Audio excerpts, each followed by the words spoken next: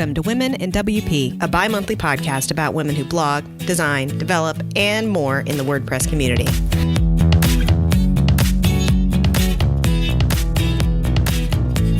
Hi, welcome to Women in WP. I'm Angela Bowman. We are happy to have Allie Nimmons with WP Buffs co-hosting with me and Tracy today. Hi, everybody. Happy to be here.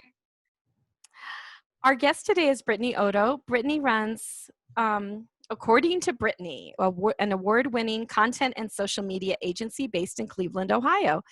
As a strategist, she specializes in helping entrepreneurs create consistent leading, generating content. Welcome, Brittney. Hi.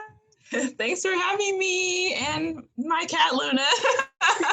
Yes, Brittney's cat, for those of you who are not watching right now, is very much in the frame. Right. You should just watch the video. Turn off the sound. Turn it off. Go to YouTube. Come see a cat. Yes, she looks like the most fluffy and just comforting cat that we could all use right now. And she's just like, "Oh, I'm being interviewed." Like, yeah. It's all about her. We'd like to start off each episode asking our guests how they got into WordPress. How did you get started? Yay! So I got started actually when I graduated from college in 2015. Kind of one of the things that they told students who graduated in communications to, further your career was to do some writing. So it was told to start a blog, do blogging. And so I was like, okay, cool. I'll start a blog. And I just kind of did a lot of research. I'm a researcher. So I spent way too much time researching how to start a blog, what to do with the blog, and all this kind of stuff. And then one day I was just like, F it, let me just start the blog. And I literally just went that day, I just decided, and I was like, according to Brittney, done. I don't even want to think about it anymore. It's done. So that's what I did. I went to WordPress and I just went, registered, according to Brittney, and then I just got started writing. That is such a quintessential, already gold wisdom. How many people are like, "Oh, I've been planning this thing, I've been researching this thing, I've been thinking about it. F it, just do it. Just do it, and you'll be fine. You'll figure it out." That is amazing. I love that is your story. Yes. I was like, I can't do any more research. I've learned enough. Now it's just time to do. There you go. That's the best way to do it. That's how I started web development. I was like, I don't have anything tomorrow. I can just stay up all night and work on this thing. So did you start with your agency right away out of college, or did you have other things between now and then? No, so I started off just a personal blog. I kind of started off with the theme was kind of more personal, just kind of my goal was to teach other young women who are in college or leaving college, what to do and how to navigate the real world, So I just kind of talked about my experiences, how I sent applications and, to get the jobs I wanted and things like that. And just kind of talked about my day to day. And then as that started kind of growing, I've always wanted to be my own boss and be an entrepreneur. I took an entrepreneurship minor in college. So that's always was my goal, was to one day start a business. And I didn't really think the blog would turn to a business. And that's why it has a name, according to Brittney, is because my blog just kind of transformed into my business. So I started off just blogging. And then I was like, I want to, I want to start a business. I want, that's kind of where I want to go with this. And so, Cat in the background. So not getting enough attention up here. Let me go back here and try to get some. But yeah, so I was kind of I know I want to start a business, and I know that I really love writing, and I know that writing is something that I want to do for my career. So then I just kind of started pivoting, and my content sort of changed from just personal career stuff to more marketing and marketing tips. And then I started offering services, and it kind of just grew from there. What kind of businesses do you work with? Who's your clientele, and what specifically, what kind of services do you offer to them? Yeah, so I do social media management and consulting, as well as like content and some copywriting as well. And I work with a lot of different businesses, but I mainly my like main focus, or my main like the main clients I attract are normally like coaches, like business coaches, or health coaches, or people who teach other people, and they really rely on having like a heavy social media presence. So they kind of outsource that to me so they can spend more time with their clients. So I'll take over their accounts and write the content for them and keep their social media pages up to date for them. And then I also do like blog writing and emails and writing for websites and things like that. But my main focus is social media. So did you get like, is it word of mouth? Did you advertise? Like, how did you start getting your clients? Yeah, I started with Facebook groups. That was like my biggest thing. I started with just joining a bunch of Facebook. That's how I really started with blogging. Was like I didn't know much, so I just kind of joined all kinds of different blogging groups, and then I started joining business groups, and I would just like talk in there and like meet people and post about my services, or post like content that I wrote, and then that would bring people in, and then eventually I ended up starting my own Facebook group. And then I started bringing people in there, and then that was like my own space to like talk about my services and my business, and and that really helped me kind of get started and like getting people in the door of my business. Is it just you, or did you begin hiring like other employees to expand the business with you, or is it just you? Right now it's just me, but I definitely am thinking towards that next step of I have some contractors on my team that I hire out for different things. Like I have an editor on my team, things like that. But I definitely, I think in the next couple years, I'm going to start building up from just me to like really that agency where it's more than one writer. I really want to train other people and teach them how to do social media, and teach other, especially like young women, like how to do it, and how to, kind of transfer some of my skills onto them and help them grow their careers. Because I know, like, for me, it was like, I know how it was like kind of coming up in this industry of just kind of, figuring yourself out and not really knowing what the heck you're doing and just kind of falling into it. So I want to, kind of help other women like get direction. That's really great. I love it. Was this when you were in school, is this what you were kind of imagining that your business, or that you would do, or is this just kind of take its own life? It wasn't actually, and I kind of pivoted in school because I didn't really know that like social media was like a job that people like do. So I didn't really have like an idea of that would be what I wanted to do. What I wanted to do, actually, my like big idea, like when I was in my entrepreneurship classes, was that I wanted to start a magazine for women around body positivity. And that was like my whole thing. Like I wanted to like teach it and talk about it and like feature women of all sizes and like be like really an inclusive magazine. So that was like my thing, because I've always loved writing. That's always been like the thing. I was always like, if I do, whatever my career is, it has to involve writing. So my first idea was a magazine. And then I don't remember what made me shift from that. I think I want to say that it was partly there was a job offering at my school for a social media manager for my school, and so I applied for it, and I think that really like kind of jogged my like, oh, like I can do this like as a job. Like people do this type of work and get paid to do it. So that's where it was. I didn't end up getting the job, but but it at least sparked. I did interview, and it sparked my career. And now I do it all the time. So, no.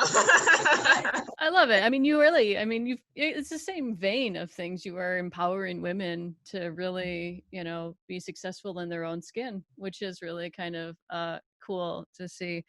And especially when it comes to social media. I mean, I am on social media a lot, but I don't like I do it socially, and I don't like know how to like. I'm not good at like doing the business side of things or whatever. But when I have clients that ask me, they're like, oh, do I need to be on all of these networks? Like, how do you keep up with which networks and which the new technology and what should I, like, how do you kind of keep on top of such a changing market right now? Yeah, a lot of it for me is a strategy. Like I develop a strategy for all my clients where we like really dive deep in like who their clients are, who they're trying to attract, what their messaging is. And that's the like the biggest piece that we really focus on in the beginning. And then, we kind of, just like any marketing, we just do a lot of testing and we write content, we see what works. We, try to replicate things that do well and try to, figure out what their audience like really relates to. And a lot of it too is just, understanding who they are and who they want to attract, not just who they want to attract, but also who they are. And like, being able to like show up like authentically as themselves and feel confident and feel like empowered to share their message. That's like my big thing for my clients. Like I always want them to feel like they can share. Like it's always like not a weird thing, but like I'm not like a business coach or anything, but sometimes I am like coaching my clients because they're always like, they get nervous about sharing certain things or they feel, like for example, I had one client and I would write the word expert in her content and she'd be like, oh, I don't know. I don't want to call myself an expert. Like I don't want to say I'm that person. And I was like, at first I'm like, okay, we don't have to say it at first, but I'm just saying you kind of are, and then eventually, after a while, she's like, you know what? I am an expert. We should put that in my content. I was like, yes. So I love that, like being able to That is be so awesome. your authentic self. And I think that's kind of a big part of social media and like how to do it effectively, like being yourself and just showing up as you are and like really owning who you are and what you do in your message. Do you find it is so amazing? Do you find that social media is a big thing? There's a lot of platforms, and do you find that your clients really need to focus on maybe just a couple of them, or how do you advise them on where to put new their shiny energy? thing. Right. Absolutely, especially for people who are like small businesses. Like a lot of times it's only us or it's only us and a couple people. So like, a lot of these, companies that are doing like these huge marketing social media campaigns where they're on everything, they have huge marketing teams and they have like people who are like dedicated to this stuff. So when you're one person and you also have to do your finances and your clients and, you have all these other things to do, it's not realistic to, dedicate your time to all social media channels. And a lot of times what happens is that you just start trying to hit a quota. Like I just need to post something today. And all of a sudden you're just posting like anything, even if it's not something that's thought out or intentional. And then your content isn't doing well because people are like, what is this? Like I don't want to follow this. So yeah, I definitely like always encourage my clients like to stick to like 2 if they can, like 2 that they, what I'll tell my clients is like stick to 2, but have profiles on the other ones, but have those direct them to your more engaged profiles. Like when I have my Facebook group, that was like my most engaged place. That's where I showed up every day. I did content there every day. So if you went to my Twitter page, which I'm not very active on, it would just link you to my group. And, you might see me tweet every once in a while, especially like during a WordCamp. That's like the only time that I'm ever tweeting. But, they would know like, okay, you can go to my Facebook and that's where you'll see like me posting my Facebook group. And that's where I'm more engaged and more likely, you're more likely to see me there than here. So, and then I would have like my blog set up so like it would automatically, whenever I posted on my WordPress blog, it would just automatically go to my Twitter. So it's staying like up to date, but it's not as engaged as my other channels. I really think Twitter is really just like for conferences. Like I forget about it. I mean, I use it to rant about things and then talk at conferences. So, I mean, that makes sense. It's where I rant when I can't talk about it on Instagram and Facebook because all my friends and family are there. Exactly.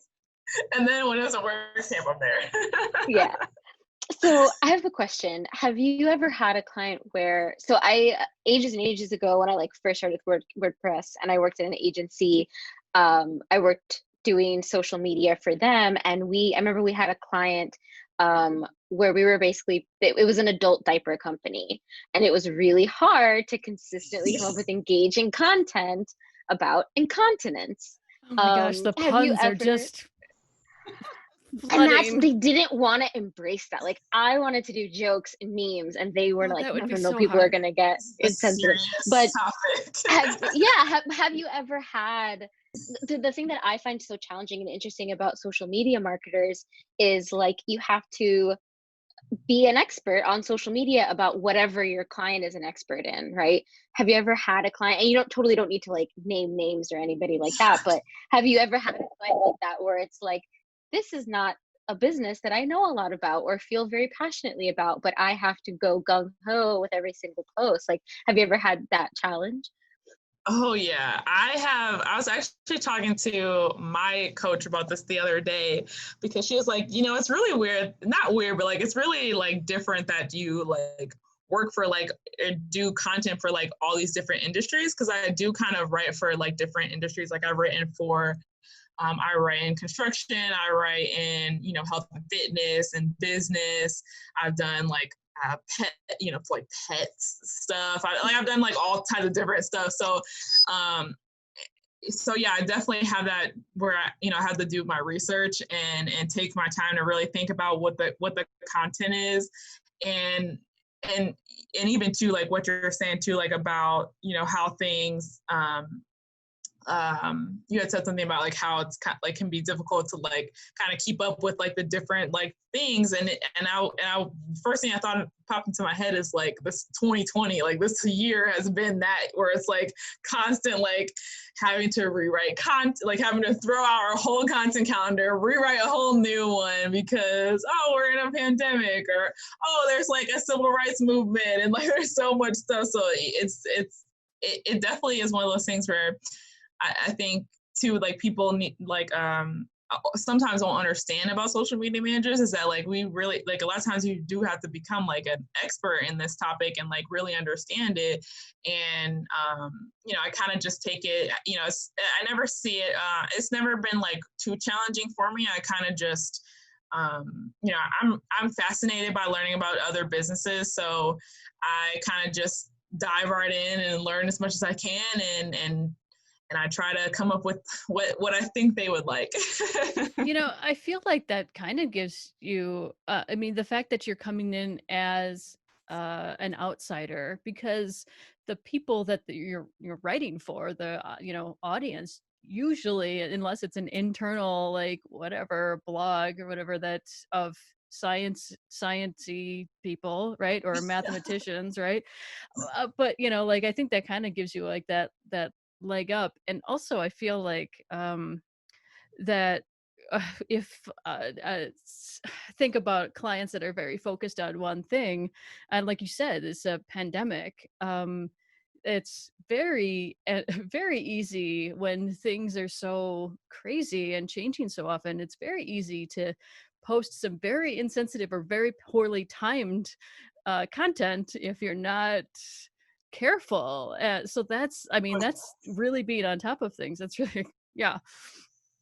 Yeah, I definitely had that moment, especially like in March, like when the pandemic kind of really, like, they're starting to send people home from work and like you shutting things down. And it was like, I really had to look at some of my clients' content and say like, we can't post this. Like we needed to change. We needed to shift things a little bit.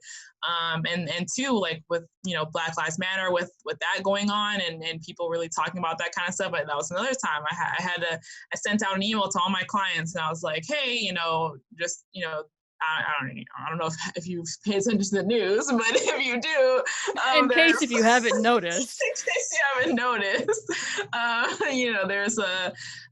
there's a lot going on around Black Lives Matter, and one of the things is that everyone's posting like black squares. Let me know if you want me to post for you.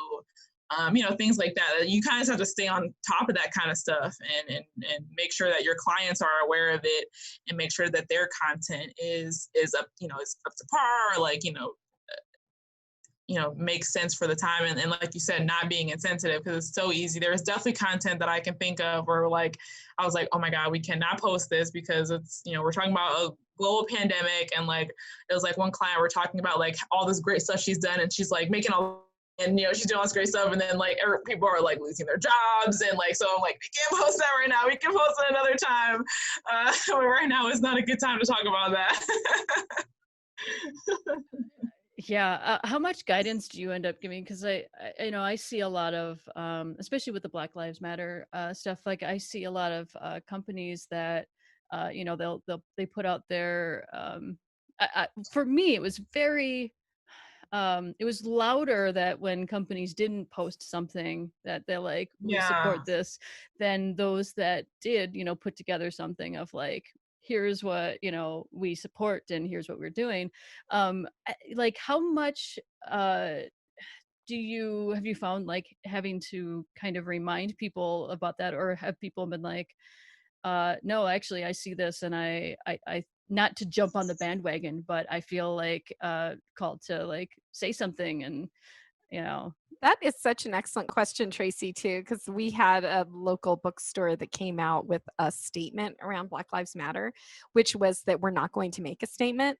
And all the reasons they weren't going to make a statement, that they felt like it was some sort of slippery slope that they'd have to make a statement about everything. And it ended up being like, why did you even bother to say anything at all? And That said, statement. That was a statement. That was a statement. Bigger than any other statement. You made a statement and said the wrong thing. And you said, and it was just like, does anyone else not see this as like a problem? So people they were trying to do something because they felt like they had to do something, but it was they just needed so bad. They needed a Brittney.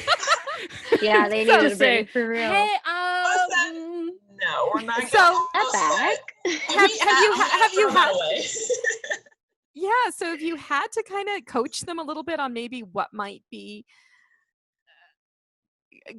the appropriate thing to say, or that they need to say something, or do they come to you and say, I want to say something? I guess that's like reiterating what Tracy said.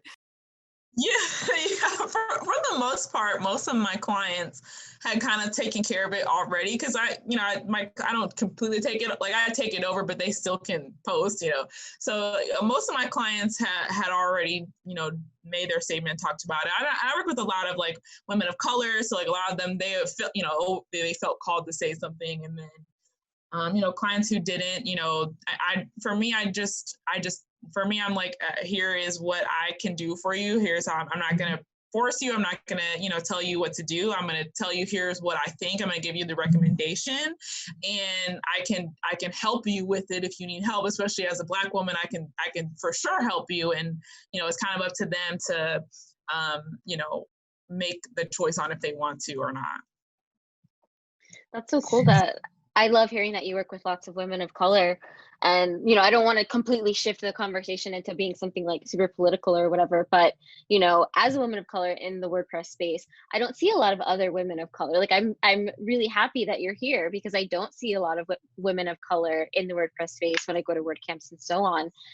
What is your high level, not trying to like go into anything insane, but like, what has your experience been like as a woman of color in this sort of like tech space, or, you know, the internet space in general? Yeah, that's a good question. I think for me, I've been really, I don't even know what the best way to say it is, but like used to being the only woman of color in spaces. Like I went to a predominantly white college, high school, like my whole schooling, you know, I typically was the only woman of color, or, you know, one of the few. So not that it's like a, you know, a good thing or anything like that, but I'm so used to it that I don't even, sometimes it just goes over my head. Like I don't even like realize it sometimes, like, oh yeah, I am the only the only one here. do you notice, like, I notice when I'm the only woman, like, do you notice it more when you're the only woman versus woman? Probably. I might notice it more. I don't know. I can't even think of like a time where I even thought about it. I'm like an introvert, and I'm always in my head. So I'm probably more in my head about just like, oh, do I look weird? Do I, you know, am I not talking enough? Or am I talking too much? Or yeah. do I look stupid? You know, I'm always in my head about like just everything. So I think my brain is just too clogged up to even. But I definitely think like it, you know, I would love to see more women of color in this space and in all spaces, because I feel like I'm a lot of times it's like that, where you know you're you know the only one, or you're one of the few, and you know I definitely think that you know kind of, I don't know how the best way to say it, but like feel feel welcome to like do that kind of stuff. Like a lot of times I think especially like for women of color, I feel like we can feel intimidated, because I know there's times where like I can feel like, oh, like I'll be in, I can notice it. I think I notice things like that more in like social spaces, and I feeling like the odd one out, or like the one that's not that's different from everyone else. And I have to a lot of times for me, I kind of, that's when my like introvertness like goes to the high, and I'm like quiet, and I like close myself off, and I think that kind of keeps kind of puts the wall up for me. Not to speak for everyone, but sometimes it's just kind of like taking that leap of like, I'm just gonna do it anyway. Like I when I went to my first WordCamp, I literally just saw an ad on my Facebook, and I was like, oh, it was like, do you use WordPress? And I was like, yes. And then I was like, okay, I guess I'll go to this WordCamp. And I just went. I went by myself. I didn't know anyone, and I wish advertising was always that easy. It's like, you need this? Yes, I will buy it. Yes, that is perfect. amazing. And you've done some talks too, right? Organizing and talks. Tell us about that. Yeah. I think I volunteered at my very first one, and at WordCamp Kent. I think it was WordCamp NEO when I first went to it. And then the last couple years I organized, so I was on the organizing team. And then this year I did my first like talk at our virtual WordCamp, which was really cool. And perfect for me. Like I said, I'm an introvert. I don't mind speaking, but it was like nice to just kind of be home. And I'm definitely really great at talking via computer. So that was cool to, and it was the first time we've ever done that. So that was really cool to be a part of that. But yeah, I kind of just, just threw myself in there. I'm really like an ambitious person. So I kind of just, I'm really serious about where I want to be, and like, diligent and hardworking. So I kind of, I saw the opportunity of just being able to, be a part of something really cool, and, meeting a lot of people and getting a lot of support for my business and my blog. And so I just kind of was like, let's do it. Next year organizing, next year speaking, let's get in it. Let's get into it. As you do, okay. So the $1 million question is, so obviously like all of these studies show, like have proven that companies with women and people of color that are, on leadership, they'll do better, like they make better products, everything, right? So for people that aren't as ambitious as you, that just jump in and see an ad on Facebook, what needs to happen? Like, what kind of things do we have to like see before we can actually have that comfortable space that's open and welcoming for all? Good question. I think, I think finding other people who you do feel comfortable with is really important. Like for me, I always feel more comfortable around women than I do men. So I typically will, spend more time with women and, at least get comfortable in that space. And then, if I do see a woman of color, then I will definitely like cling on to them. Like, like, yes, we're here together. Woo! So I think that's a really good way. And that's not always easy, because a lot of times, you're the only one, or you're the first one. So, I think that's one good way. And I think, for like the organizing teams and things like that, just to kind of make it, make those efforts. And, I'm not an expert in this type of stuff, but like making those efforts of just, making it known that, we do welcome everyone. We do want everyone to be a part of it. We celebrate our people of color in our community and our women in our community, and we want them to be a part of this. And sometimes I think I've been noticing, like, lately, I feel like, people, feel like they are not, non-racist and I'm not racist. But I think a lot of times we have to be not just not racist, but anti-racist. Like, I'm going to take on the racism, take on the things that are happening, and I'm going to do the opposite. I'm going to counter that through this action of making a statement, or reaching out to a woman of color, or, sharing women of color, businesses, or, whatever that may be, where it's like, I'm not just going to say I'm not racist and I'm not going to support racism. Like, that's great. And that's really, it's important, but it's also important to say, like, not only am I not racist, but I'm going to support a Black woman, or I'm going to, make sure they feel welcome. Or, I think that's one thing that's coming out of this is, like, it's not enough just to say we're not racist and our company isn't racist. Like, we're not racist and we're going to do X, Y, and Z over the next year, donate or hire more people of color, or bring more people of color into the C-suite, or, whatever that is. And I think that's what's important. I think that's what will help anybody who wants to make their space more inclusive. Is like, okay, what are we going to do? Like, that needs to be a part of your company. Like, here's our policies, and then here's our anti-racism policy. Yeah, one more time for everyone in the back, right? Like that, like, so true. Like, that whole, like, I am not racist is not a statement. It's the start of a statement. That is the bare the minimum. start of the action. Right. Yeah. Saying I'm not, like, being not racist is really the bare minimum. Like, right, that's what you should. What do you be. want, like, a cookie for not being racist? Like, okay, fine, you're not racist. That should be the baseline. That should be the expectation. Lives, After that, matter.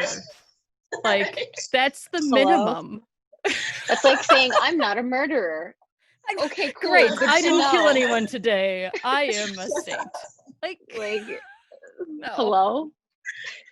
Exactly. Brittney, I don't know if you are aware of the WordPress Women of Color Slack channel, but we do have a Slack channel. So I just sent you the link to that in the chat so that you can join that, because I'm actually not as active in it as I should be, and I'm making a vow to myself right now to change that.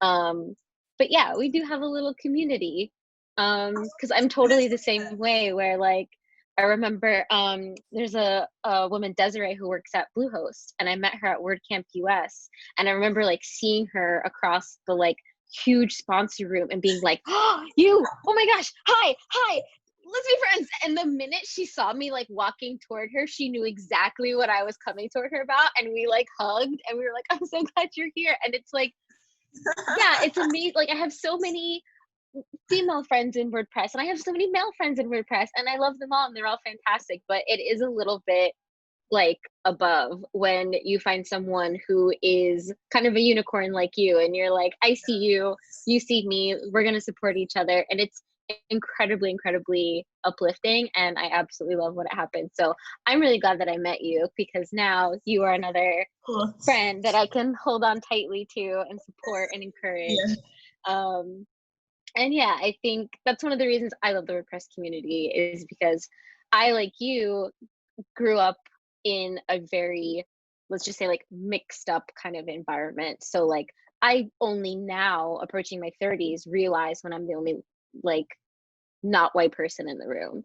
But now that I notice it, I feel like I can't, like, unsee it in a way. I'm, like, hyper aware of it. But that's why I love the WordPress community, because I've always felt very supported in that, and, like, that everyone supports me being vocal about that. And I think that's really what sets our community apart from others, and why I want more people of color in this community, because I do believe that it is a good kind of incubator for change, and an incubator for these sorts of conversations. So, not to completely derail to my stuff, but I love everything that you just said, and we need so many more conversations like this.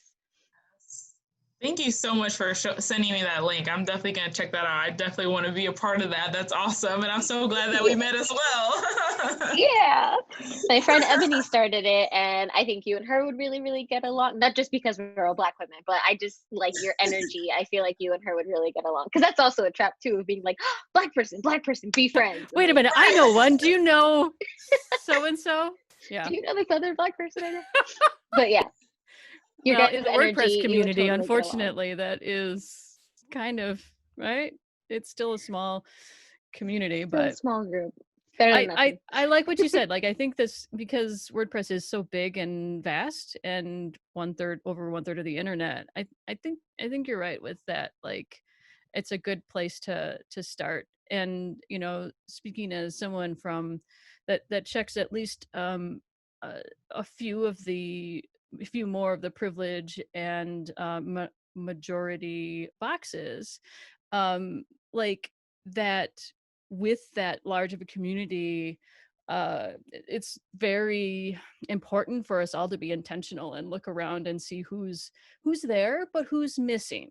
And just like you said, like make that space for people, because like, if we are creating the internet, because it really is, like, we're going to be creating an incorrect and and bad internet, right? If we have That's true. only a portion of the world represented. So I appreciate that. I'm glad there's a group. Awesome. Yes. I need to be more active in it. I will One be. of the more like women-friendly conferences that I went to that was more tech was WooConf, which was a WooCommerce conference. And I just felt so welcome, even though there was a minority of women. There was a lot of diversity, and I felt good. It was like I was happy when I've been to conferences where it's that kind of balance of men to women. I felt very just not out of place and awkward. And they succeeded at something. And so I went to Patrick Rolland, who was one of the organizers of the event, or I may have even tweeted it, and he said, "Hey, so glad you mentioned that." He says, "We actually created a committee that was all focused on welcoming and diversity. So there was a lot of intentionality behind everything, behind all the messaging. So like their brochure, their cover on their website and everything was a Black woman on a stage giving the talk. Like, that was the message for this conference, is women, diversity. So even that subtle messaging, and they had like a room for nursing moms or parents, like they made everything like super welcoming for people. And I don't know, there was just like, it was like a vibe, and it's just really interesting. Yeah, I think you do have to, like you were saying, Brittney, like you can't just passively say it.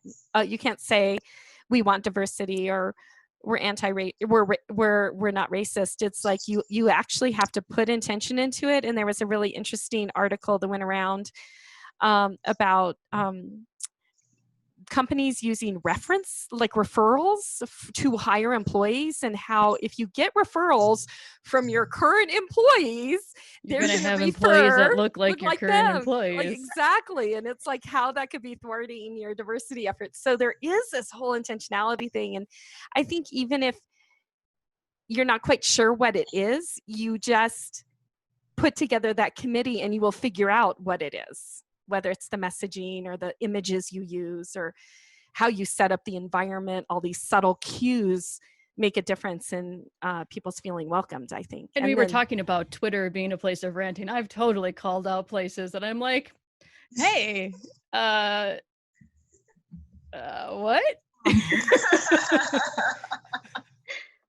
And it's why it's so important, why we like for us to have social media managers and content people from all different walks of life, because you also, like, I try to be cognizant of the fact that like people don't always know what they don't know. So like sometimes for, you know, a white cis male owner of a company to make an insensitive statement during, you know, Black Lives Matter going on, it may not be because he's a racist, but just because he doesn't have that context to understand why that's not okay to post. And for somebody like Brittney to come in and be like, I have this context and this experience. And so I can tell you in a kind way that this is not okay.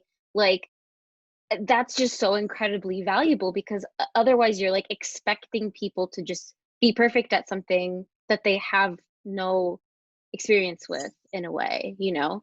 And I think there's a lot of like, well, go out and educate yourself, or, you know, we can't all educate ourselves about everything all You the also time. you People are don't going to know what make you don't mistakes. know. So Yeah, yeah. exactly. And so, yeah, I think having a diverse group of professionals, having people from all different walks of life and all different roles, just makes everyone else better at their job. And yeah, end of thought. Yeah, I definitely Yes. had people who like even weren't my clients, and they asked me like, you know, do you think that this, you know, sounds okay? And I was like totally on board for that. I was like, I will definitely help you, you know, craft your message so you can, you know, say something that is, you know, not going to be offensive to anyone. Like I was totally on board for that, because I definitely, like you said, you don't know what you don't know. And, I do appreciate when someone is at least trying to make an effort.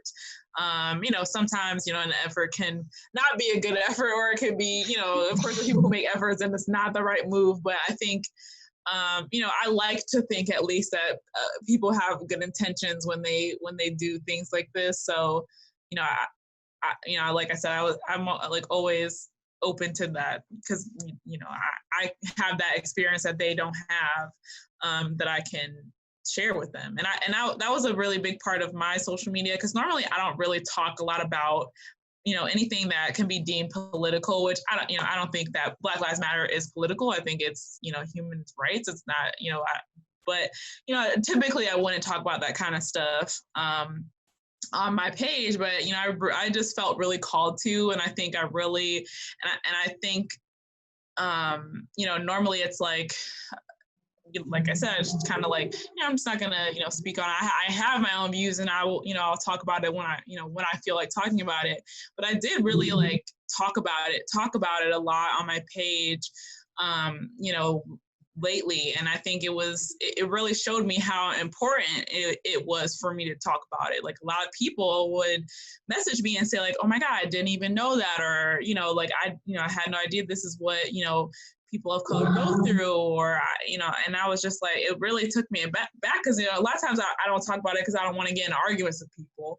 But I mostly was the exact opposite, where people were like, oh my God, thank you so much for sharing that. Or, like it was very positive. So I thought it was, kind of just one of those things where it's just like, it's important to talk about, and it's important to talk about, how, what you're doing to support this issue in our country that we've had for years. And even if you're not affected by it, or you don't understand it, to try to understand. Like I don't have to understand how hard it is for someone to go through a different experience to not care about it.